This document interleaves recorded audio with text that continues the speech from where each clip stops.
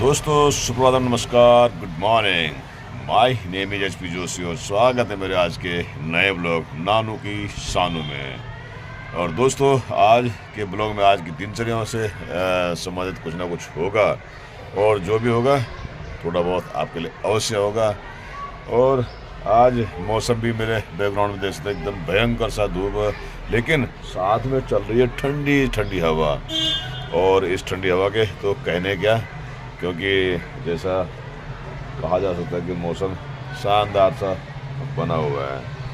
और अभी मैं हूँ अपनी बालकोनी में और बालकोनी के बैकग्राउंड में, अब मेरे बैकग्राउंड में देखेंगे स्कूल में बच्चे आ चुके हैं और बच्चे अपने स्कूल में पढ़ाई में मस्त हैं।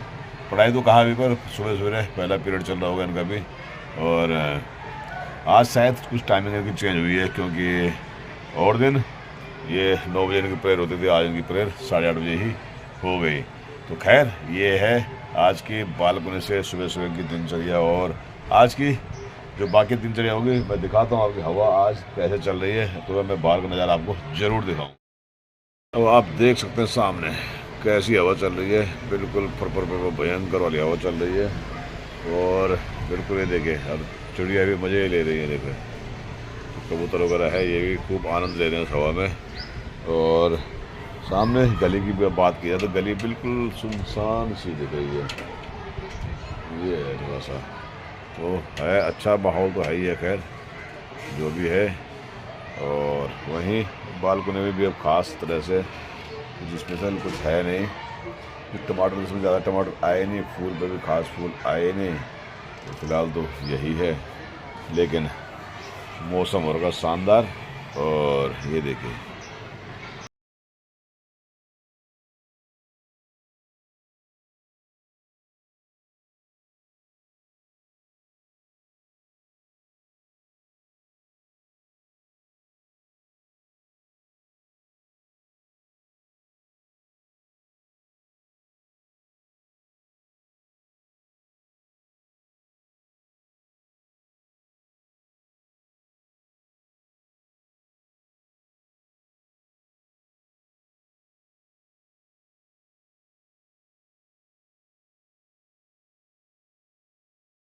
हम हो चुके हैं अपनी ड्यूटी के लिए तैयार। और ड्यूटी निकलने से पहले सोचा कि थोड़ा सा फिर वीडियो बनाया जाए। आजकल है नहीं वाकई में कुछ बनाने के लिए। मूड गांव जाने का बना था, वो भी मैंने फिलहाल पोस्टपोन करने के चक्कर में घूम रहा हूँ। थोड़ा सा ऐसा है कि देखेंगे जब समय लगेगा, क्योंकि यहाँ पे भी थोड़ा सा एक छोटा सा और काम है। तो फिर जल्दीबाजी में जाना आना मुझे लग रहा है कि किराया फूकने वाली बातें हैं, बाकी कोई फ़ायदा है नहीं। तो सोचा क्यों ना कुछ करते रहें और कुछ ना कुछ अपने लगे रहें यहीं पर। तो देखते हैं, क्योंकि होली मनाना तो मुझे पसंद है नहीं, लेकिन फिर भी जो भी है ऐसा ही है। और वहीं होटल मैनेजमेंट करके यहाँ पे पहुँची हुई है और यहाँ पे धक्का मारने के लिए तैयार। और वहीं जो अगर देखा जाए पल्ले कमरे में तो देखिए, एक देखो ये है ड्यूटी सबसे बढ़िया है। ये देखो, ये देखिए बैठा हुआ ड्यूटी कर रहा है। तो ये चल रहा है ड्यूटी का, हम चलते हैं अपने। जय हो।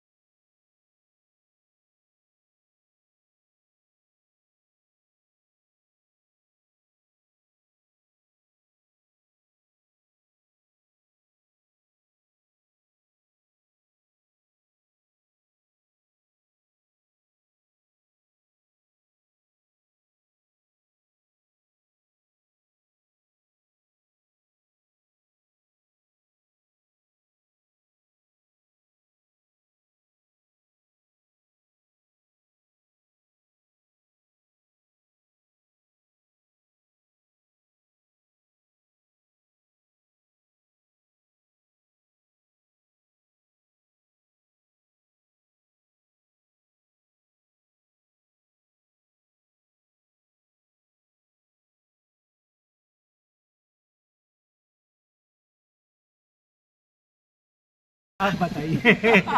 बताइए आप कैसे? नहीं फिर आप इस पे बहुत सुंदर आदमी है, बहुत बेहतरीन, जिसको कह सकते हैं, मतलब इनके बगैर स्कूल चल ही नहीं सकता है।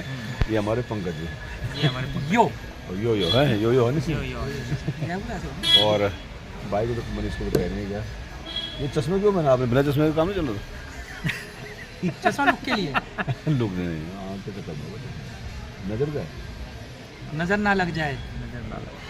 मट्टी ना लगे। अच्छा, नजर के चश्मे इन पर लगने चाहिए थे।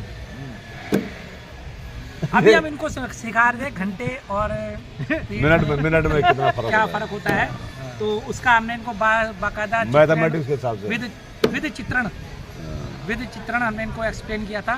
छाया तो ये अब आपको जो है ना आगे आप इनके ब्लॉग्स में देख सकते इसके हैं। बारे में विस्तार से जानकारी प्राप्त कर सकते हैं। और यदि किसी को प्राप्त करनी है इस ट्रैकर की जानकारी तो आप नानू की सानू ब्लॉग में ब्लॉग में कांटेक्ट करिए, फॉलो कीजिए, लाइक कीजिए, सब्सक्राइब कीजिए और बाद में शेयर कर दीजिए। हाँ, और जो ये आपको इसके ऊपर जो जानकारी देंगे उसको आप ये आप बेहतरीन ढंग से ऐसे नहीं शेयर करोगे। करना है, शेयर करना है और शेयर करना है। ऐसे क्यों करोगे? ये हो जानी चाहिए।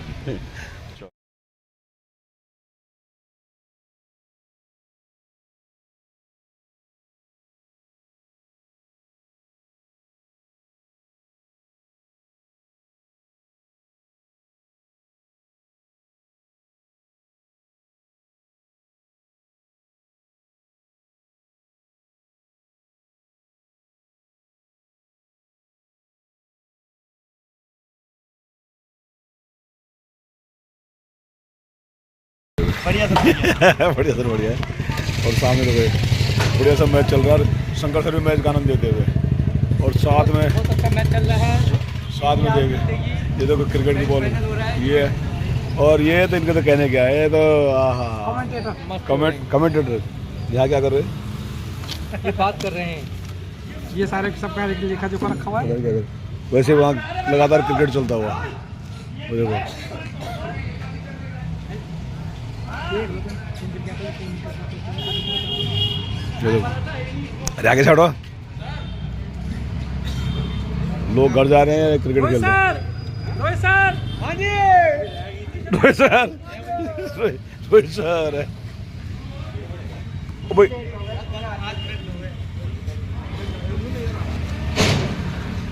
और पांडे जी बॉलिंग करते हुए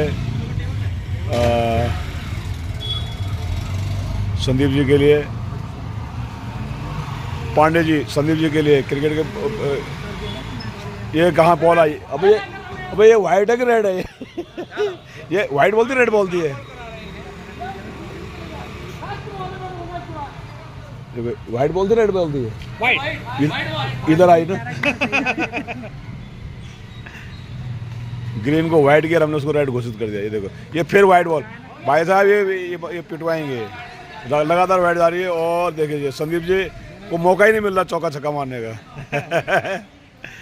ये देखिए साहब, अरे यार क्या यार, ओवर ही नहीं हो रहा है। शंकर जी आप यदि फील्डिंग करें या इधर हो जाए। पार है।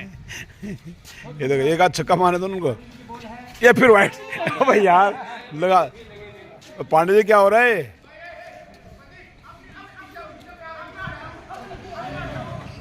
हाँ यार, 3-4 बॉल लगातार वाइट हुई इन्होंने। और देखो सारे के सारे टीचर निकल चुके हैं बाहर। ये देखिए टाइम हो चुका है सबका।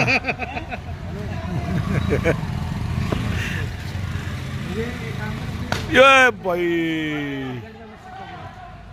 आउट हो गए। ये इधर शंकर सर आगे खड़े हो गए हैं। चलिए सर हम भी चलते हैं, आप अपनी बात करते रहिए। ओके बाबा। तो अब शाम को अमेरिकन भुट्टे थोड़े से आनंद लेते हैं इनका जरा, वो भी अब चटनी के साथ में होते तो मीठे हैं ये, लेकिन अमेरिकन भुट्टो का जरा आनंद लेते हैं कि कैसे होते हैं। तो एंजॉय अमेरिकन।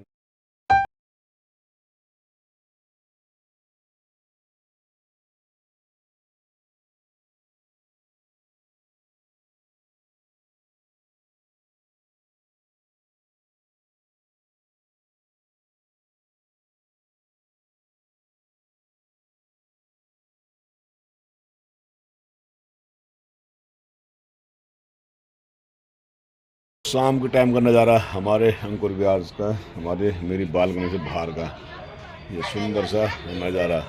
और सामने है रोड और इसके बिल्कुल इस बिल्डिंग के लगभग इतनी दूरी पे ही पीछे मेन रोड है, जो ज़्यादा हो नहीं। और बच्चे देखिए ये खेल रहे हैं, बेहतरीन सा।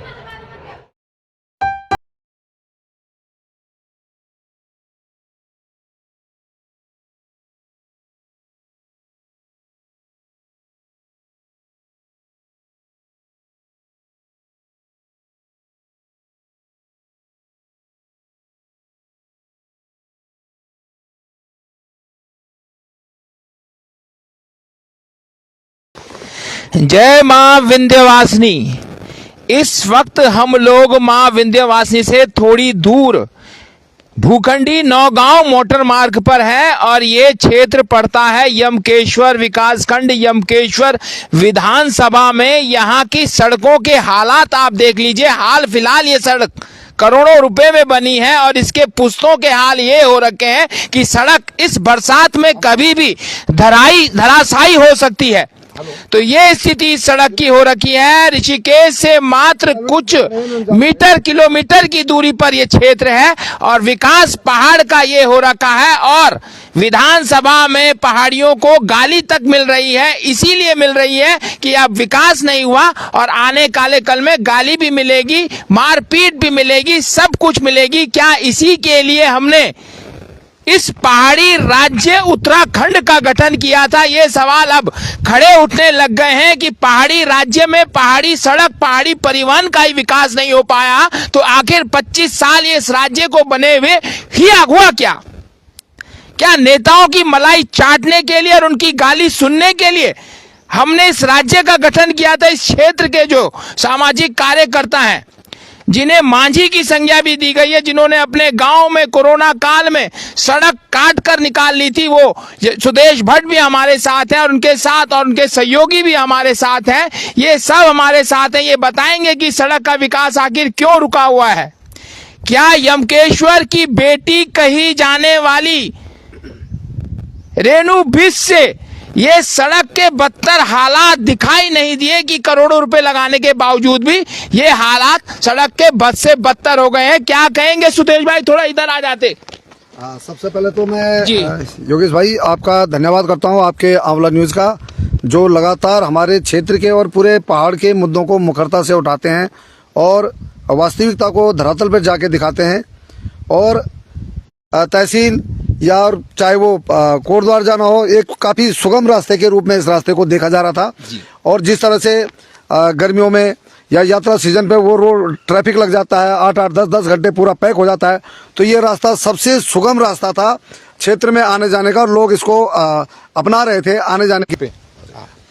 नेटवर्क की समस्या भी है, सड़क की भी समस्या है, फिर भी आपको हम आप खबर दिखाएंगे और आप खबर पर अपनी राय जरूर दर्ज कीजिए जिससे कि हमारे पहाड़ का विकास हो सके। सुदेश भाई बात जारी रखिए। बिल्कुल, ये बिहार इलाका है तो यहाँ ना तो नेटवर्क है ना यहाँ सड़क है। अब सड़क बनी भी लोगों में उम्मीद जगी थी और 7 करोड़ की ये सड़क, और आप देख सकते हैं कि 7 करोड़ 19 लाख की ये सड़क है। कितने लाख करोड़ की? 7 करोड़ 19 लाख रुपए की ये सड़क है और PMGSY प्रधानमंत्री ग्राम सड़क योजना के तहत बनाई गई है। और उम्मीद थी, स्थानीय लोगों को भी उम्मीद जगी थी कि बहुत ही विकास हो गया क्षेत्र में, लेकिन आज लोग जान जोखिम में डाल के यात्रा करने को मजबूर हैं। आप देख सकते हैं यहाँ पुश्ते नहीं है, मतलब पुश्ते तो लगने चाहिए थे, कम से कम पुश्ते भी नहीं लगाए, ऊपर की मिट्टी काट के नीचे लगाई और चले गए। और मुझे नहीं लगता कि हमारे जनता के चुने हुए प्रतिनिधि कभी अभी तक इस सड़क से आए होंगे। अगर आए होते तो निश्चित ही सुध लेता, लेकिन कोई प्रतिनिधि इस सड़क से नहीं आए जो जनता के चुने हुए प्रतिनिधि हैं। हम लोग आज विधानसभाओं में जलील हो रहे हैं अलग अलग जगह से, लेकिन हमारे मुद्दे नहीं उठाए जा रहे हैं। अगर ये मुद्दे उठते तो हमें खुशी होती, लेकिन हमारे ये मुद्दे नहीं उठ रहे, बल्कि उल्टे हमें गालियां पड़ रही हैं वहाँ पे। बहुत बड़ी बात ये भी है कि 2002 राज्य गठन से यहाँ पर भाजपा का शासन रहा है। विजया बर्थवाल से लेकर रेणु खंडूरी। नेटवर्क फिर प्रॉब्लम में था, फिर शुरू करेंगे हम आपको कि विधानसभा ये में जो है भाजपा का राज होने के बावजूद भी स्थिति बहुत बद से बदतर है। हमारे साथ नए साथी भी जुड़ गए हैं। क्या शुभ नाम है सर आपका? मेरा नाम यशपाल सिंह असवाल है जी। और मैं इसी गांव का मूल निवासी हूं। इस सड़क की बात बताऊं मैं आपको तो ये है नौगांव भुकंडी मोटर मार्ग, जो बिदासनी का शेष 6 किलोमीटर 6.1 किलोमीटर जो बाकी शेष बचा था, इसके लिए लगभग हमने 15 सालों तक लंबी लड़ाई लड़ी। उसके बाद में अपने जो वर्तमान विधानसभा अपना राज्य बनते ही आपको अपनी सड़क के लिए लड़ाई लड़नी पड़ी। बिल्कुल, राज्य गठन होने से पहले इस मार्ग का निर्माण तुंगखाल से नौगांव तक हुआ था, फिर नौगांव से उड्डा तक, और उड्डा में ये करीब 13 साल 10 साल उड्डा में रुकी। फिर उसके बाद में फिर भुकंडी तक आई। भुकंडी मतलब इन्होंने एक ग्राम सभा भुकंडी जो है ये करीब 12 किलोमीटर के परिक्षेत्र में फैला हुआ है। राजस्व ग्राम 1 होने के कारण इसके जितने तोक हैं वो तोक न मिला के इसको खाली भुकंडी पे टच कर दिया गया, वहाँ मिला दिया गया और इसको छोड़ दिया गया। उसके बाद हम लोगों ने इसके लिए लंबी लड़ाई लड़ी, काफ़ी धरना भी हुआ, प्रदर्शन भी हुआ, और विभागों में भी धक्के खाए, सोशल मीडिया में भी बहुत सारा प्रयास किया। तब जाके 2018 में हमने जब ये शुरू किया था तो 2022 में 21 में जाके इस पे काम शुरू हुआ। उसका काम का जो शुरुआत है वो अपनी वर्तमान विधानसभा अध्यक्ष रितु खंडूड़ी जी द्वारा, और उस टाइम की निवर्तमान जो जिला पंचायत है आरती गौड़ के सहयोग से इस सड़क का शुभारंभ हुआ PMGSY से। लेकिन शुभारंभ होने के बावजूद सड़क की जो बदतर हालात हैं, इसके जिम्मेदार कौन है भाई साहब? इसके लिए अगर देखा जाए तो परोक्ष रूप से जो संबंधित ठेकेदार है गुसाई, जो कोटद्वार का रहने वाला है वो, और उनके साथ साथ कहीं ना कहीं शासन प्रशासन की मिलीभगत के कारण ये सड़क का बद से बदतर हाल हुआ। बद से बदतर हाल हुआ है। ये है सड़क बनी है लेकिन बदतर हालात में पहुंच गई है। इससे पिछली बरसात में जब 2021 की बरसात में 22 की बरसात में 2023 में जब बरसात में ये क्षतिग्रस्त हुई थी, उस टाइम ये गांव जो है चारों तरफ से संपर्क से हट गया था, संपर्क से छूट गया था। हाँ जी, हमारे यहाँ लोगों ने नमक के लिए भी मतलब ये कि कम से कम 10 किलोमीटर दूर पैदल गए थे। तो उस टाइम पे जो पूर्व मुख्यमंत्री और वर्तमान सांसद थे उस टाइम के श्री तीरथ सिंह रावत जी हमारे विद्यालय में आए थे, तो उन्होंने इस मार्ग को सही करने के लिए बोला था कि इसको सही ढंग से मतलब ये कि बनाया जाए।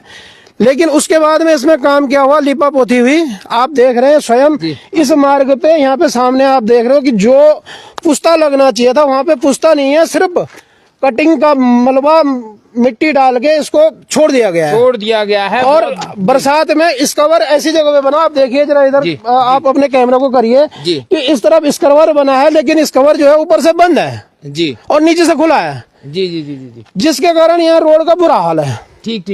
ये बहुत बड़े बुरे हाल हो रखे हैं कि इसका पर ऐसा बना हुआ है कि यहाँ से तो खुला है, लेकिन यहाँ से जो मलबे से पट चुका है, यहाँ से खोलने की जरूरत जो है विभाग ने नहीं सोची, ना ही ठेकेदार ने और ना ही जनप्रतिनिधियों ने। देखिए हम सड़क पे आगे आ गए हैं, कहीं पर नेटवर्क नहीं मिल पा रहा है। ये आगे भी देखिए आप सड़क के क्या बद से बदतर हालात हो रखे हैं। और सड़क, पहाड़ों की सड़क पुश्तों पर बनती है, और ताज्जुब की बात है कि यहाँ तो अभी हम आए हैं, बैठ रहे हैं भुकंडी में जोशी जी की दुकान पे, और बहुत मजा आ रहा है। हम काफी थके हुए भी थे, और इनकी चाय मतलब चाय ऑर्गेनिक चाय, गांव की जो जड़ी बूटियां हैं, शुद्ध ऑर्गेनिक जड़ी बूटियों का इस्तेमाल होता है। और एक बार चाय पियेंगे तो मतलब पूरी थकान दूर, और विकास के दृष्टिकोण से काफी पिछड़ा हुआ क्षेत्र है ये।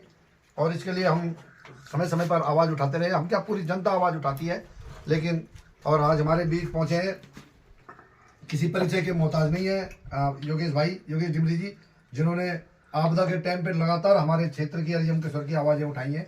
और तीसरी आंख है, और सड़क संघर्ष समिति के इस सड़क के जो निर्माण में जिन्होंने महत्वपूर्ण भूमिका निभाई, आज परेशान है, उनका चेहरा देख सकते हैं, डाउन हो रखा है, क्योंकि सड़क की मतलब अलग अलग जगह अलग अलग भागों में बटी हुई है सड़क। हमारे बड़े भाई यशपाल ओसवाल जी, और सड़क निर्माण जो वाहिनी थी, संघर्ष समिति, वो वाहिनी समझूंगा, तो इन्होंने संघर्ष किया। उस समय एक सेना का गठन किया था सड़क बनाने के लिए, तो उसके एक मतलब अहम सदस्य हैं। लेकिन आज वो है, और भाई पायलट चलते हैं इस रोड पे, हमारे गज्जू भाई और अजय भाई, फिर इनकी गाड़ियों की पट्टे पुट्टे इधर टूटे कि मतलब भाई ने तो गाड़ी चलानी छोड़ दी, गाड़ी मतलब बेच दी, गाड़ी बंद कर दी। अब अजय भाई के कमानी कुमानी मतलब गाड़ियों का खर्चा बहुत है। तो मैं आपके चैनल के माध्यम से कहना चाहूंगा संबंधित विभाग से, पीएमजीएसवाई से कान खोल के सुन लो, पीएमजीएसवाई वालों जो कोटद्वार में बैठे हैं, बहुत जल्दी तुम्हारे भ्रष्टाचार की अब पोल खुलने वाली है और पोल खुल चुकी है। आधे से ज्यादा पूरी पोल तो डिमरी जी ने खोली दी है। आंवला न्यूज आप देख सकते हैं, अगर आप देखते हैं, आजकल हर बच्चा देखता है, तो आप भी देखें आंवला न्यूज।